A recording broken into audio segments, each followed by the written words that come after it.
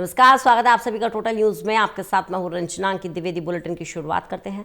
अमेरिकी राष्ट्रपति Donald Trump का हॉर्मूज पर बड़ा बयान आया है। इसे खोलना एक साधारण सैन्य ऑपरेशन है, इसके लिए बड़े स्तर पर जहाज और सहयोग चाहिए।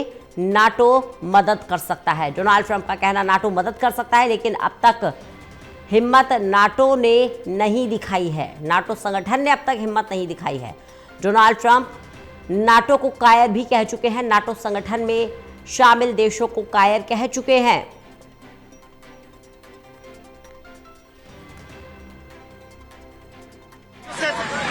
Opening the Strait of Hormuz is a simple military maneuver. Very simple. Yeah, but what did you mean by that? It's a simple military maneuver.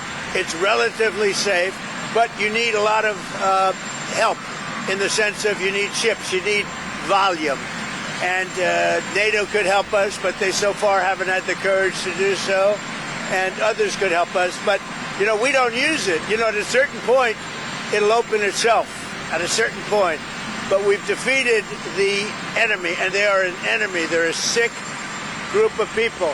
The leadership is gone, the Navy is gone, the Air Force is gone, the anti-aircraft equipment that they have, the radar they have is all gone, everything's gone. The strait itself, the actual strait, how are you? The strait itself is, we're doing a good job, but it would be nice if the countries, including China, if the countries that use it, China uses it 90% of their energy, Japan is 95% of the energy, it would be nice if those countries would get involved. Pradeep Kumar हमारे साथ, हमारे associate editor जुड़ गए हैं ज़्यादा जानकारी के साथ। प्रदीप जी, नाटो मदद कर सकता है, लेकिन ट्रंप ये कह रहे हैं कि नाटो ने हिम्मत नहीं दिखाई, कायर शब्द का इस्तेमाल कर रहे हैं। क्या ये खींच है अमेरिकी राष्ट्रपति की? देखिए, जिस तरीके से युद्ध आगे बढ़ रहा है, इसमें नए मोड़ देखने को मिल रहे हैं। इस बीच ईरान की ओर से डियागो गार्सिया, जो अमेरिकी बेस है, उस ओर भी मिसाइल दागी गई है। ईरान के राष्ट्रपति मसूद पेज़ेश्कियान ने ये दावा किया है कि अब तक जो उनका मिसाइल का जखीरा था वो पुराना था, अब नई मिसाइल आपको देखने को मिलेंगी। तो युद्ध जैसे जैसे आगे बढ़ रहा है, इसमें नए नए मोड़ देखने को मिल रहे हैं। अमेरिकी राष्ट्रपति ट्रंप के अलग अलग बयान इस बीच वो देखने को मिल रहे हैं। हॉर्मूज स्ट्रेट की बात करें रंजना, यहाँ पर अभी भी जो जहाज हैं फंसे हुए हैं। इस बीच ट्रंप ये कह रही हैं कि उनको इससे फर्क नहीं पड़ता, क्योंकि उनका ये स्टेट में ज्यादा लेना देना नहीं है। लेकिन अन्य देश, चीन, कोरिया का जिक्र करते हुए, जापान का जिक्र करते हुए राष्ट्रपति ट्रंप ने इन देशों को आगाह किया है कि वो इसको खुलवाने में मदद करें, खासतौर से चीन को और इशारा करते हुए। नाटो ने हिम्मत नहीं दिखाई, यानी एक तरीके से कायर बताते हुए नाटो को यहाँ पर ट्रंप कहते नजर आए हैं। लेकिन ये जो टिप्पणी है, ये बयान जो है ट्रंप के, वो हताशा दिखाई दे रही है। रक्षा विशेषज्ञ ये मानते हैं कि ट्रंप जो पहले बढ़ चढ़कर बयान देते थे, अब धीरे धीरे उनके बयानों में बदलाव देखने को मिल रहा है। क्या वो सेफ एग्जिट ढूंढ रही हैं इस युद्ध से निकलने के लिए, ये बातें हो रही हैं। दूसरा, उन्होंने अपने बेड़े की तैनाती बढ़ाई है हॉर्मूज जो स्ट्रेट के आसपास, लेकिन अभी ये स्थिति साफ नहीं है कि आगे की रणनीति क्या है। अमेरिका इस पूरे मामले पर जमीनी ग्राउंड ऑपरेशन करेगा या इसमें सैनिकों को वहां पर ग्राउंड पर उतार कर उनकी जान जोखिम में और खतरा बढ़ाएगा। ये बड़े सवाल हैं जिनके जवाब इस हफ्ते या अगले हफ्ते मिल सकते हैं। तो निश्चित तौर पर ये जो टिप्पणियां हैं ट्रंप की, ये संघर्ष के एक ऐसे मुकाम पर पहुंचकर ट्रंप की टिप्पणियां हैं जब वो अन्य देशों को यहाँ पर हताशा के साथ ये आगाह करते हुए, नाटो को कायर बताते हुए, अन्य देशों को यहाँ पर वैश्विक तेल बाजार के तौर पर अगर देखिए हॉर्मुज स्ट्रेट का जो अहमियत है उसको लेकर वो बयान देते नजर आ रहे हैं। और ये बयान रक्षा विशेषज्ञ मानते हैं कि उनके बयानों पर फिलहाल अभी पैनी नजर रहने वाली है कि आखिर अमेरिका इस युद्ध में कैसे आगे बढ़ेगा और कैसे क्या इस समाप्ति को लेकर उसका से पैकेज ढूंढने का प्लान है।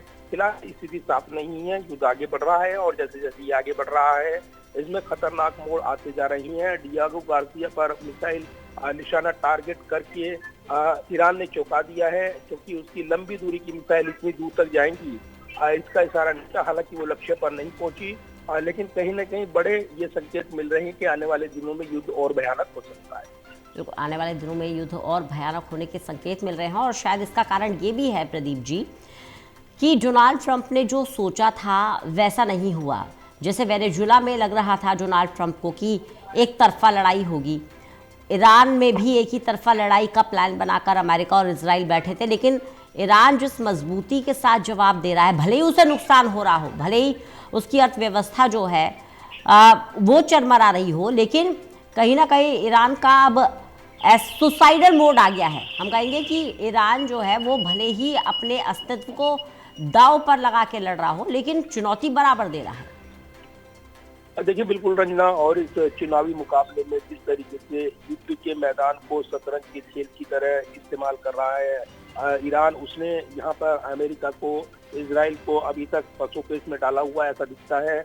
ईरान में जो अटैक हो रहे हैं इजराइल के लेबनान में बेरूत पर, उन हमलों का भी विरोध हुआ। हुती संघर्ष भी इसमें उभर कर आया। उन्होंने चेतावनी दी कि वो अमेरिकी जो जहाज हैं उनको गुजरने नहीं देंगे उस क्षेत्र से, उन पर हमले करेंगे। इधर हिजबुल्लाह ने भी रॉकेट दागे। तो ये तमाम जो चीजें हो रही हैं ये कहीं ना कहीं असहज करती हैं। जितना आसान समझा गया था ईरान पर हमले के बाद, उनकी टॉप लीडरशिप के खात्मे के बाद ये युद्ध ईरान घुटने टेक देगा, लेकिन ईरान ने जिस तरीके से पलटवार किया है, लंबे युद्ध की तैयारी, और अब उनकी टॉप लीडरशिप एक के बाद एक, और जिस तरीके से वहीं पर उनके जो कमांडर्स हैं वो निशाना बने हैं, बावजूद इसके ईरान ने जिस तरीके से इस युद्ध को अब तक लड़ा है वो सीधे तौर पर दिखाई देता है कि वो विश्व को आगे बढ़ाएगा और आसानी से वो हार नहीं मानेगा। और इसीलिए अमेरिका और इजराइल की चुनौती बढ़ी हुई है। इस बीच इस युद्ध में अमेरिका को फंसाया गया, कुछ ये बयान भी आए हैं जिसका खंडन यहाँ पर इजराइल की ओर से किया जा रहा है। ट्रंप को कौन सलाह दे सकता है, वो खुद सक्षम है निर्णय लेने के लिए, लेकिन जो सोचा था ट्रंप ने वो तो दिखाई देता है कि अब वो वैसा नहीं है, तस्वीर उसके उलट है। ऐसे में ये युद्ध जैसे जैसे आगे बढ़ रहा है नई चुनौती पेश करता नजर आ रहा है। रक्षा विशेषज्ञ इसको कह रहे हैं कि कूटनीतिक तौर पर जो प्रयास होने चाहिए वो अभी तक दिखाई नहीं दे रहे हैं। ट्रंप के जो अलग अलग बयान है इस बीच वो कहीं ना कहीं उनको असहज करते हुए, बयान करते हुए हालात को वो नजर आ रही हैं। तो फिलहाल युद्ध जैसे जैसे आगे बढ़ रहा है इसमें जो खतरनाक मोड़ बाकी है, ये कहा जा रहा है कि जैसे जैसे सेना का जमावड़ा अमेरिका बढ़ा रहा है, क्या उसकी असली रणनीति है ये अभी तस्वीर साफ नहीं है। तो इसको समझने के लिए कुछ दिन और इंतजार करना पड़ सकता है। इस बीच हॉर्मुज स्टेट में जिस तरीके से हालात बने हैं, तमाम देशों की निगाहें हैं, ये क्षेत्र रुका हुआ है। ग्लोबल जो चैन सप्लाई है तेल की वो प्रभावित रही है।